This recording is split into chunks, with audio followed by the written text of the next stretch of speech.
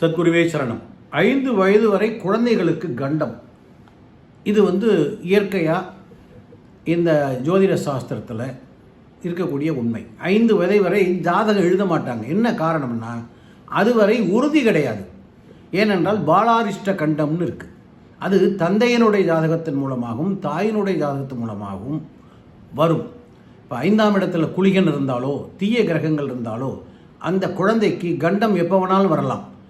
அதுக்குத்தான் ஜாதகம் எழுதக்கூடாது. பிறந்த குழந்தைக்கு ஜாதகம் பார்க்கலாம், என்ன மாதிரி கிரகம் இருக்குது, இந்த தந்தையனுடைய ஜாதகம் குழந்தையை பாதிக்குதா, இவைகளெல்லாம் பார்த்து அதற்குரிய பரிகாரங்கள் எளிய முறையில் பண்ணிக்கிட்டிங்கன்னா அந்த குழந்தையை கண்டத்திலிருந்து காப்பாற்றலாம். கண்டம்னா என்னங்க? உயிர் போகிறது தான் மறைமுகமாக கண்டம்னு சொல்கிறோம். வியாதி அதிகமாகி உயிர் போயிடும். அந்த கஷ்டப்பட்டு நமக்கு பிறந்த குழந்தைய இழந்துடாமல் அந்த குழந்தையை காப்பாற்றுவதற்கு செய்யக்கூடிய இந்த அற்புதமான பரிகாரங்கள்னால் என்ன? வியாதி வந்தால் மருந்து சாப்பிட்றோம். அதே மாதிரி ஜோதிட சாஸ்திரத்தில் துன்பங்கள் கிரகங்கள் கொடுக்கும் பொழுது அதிலிருந்து தப்பிப்பதற்காக ஏற்படக்கூடிய பரிகாரங்கள்.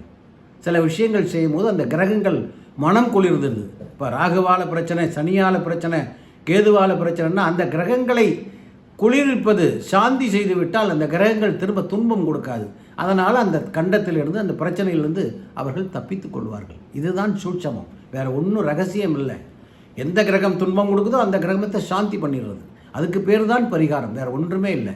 அது மாதிரி செய்து இவற்றை சரி செய்து நீங்களும் வாழுங்கள், மற்றவர்களையும் வாழ வையுங்கள். சப்ஸ்கிரைப் பண்ணுங்கள். வாழ்த்துக்கள். வணக்கம்.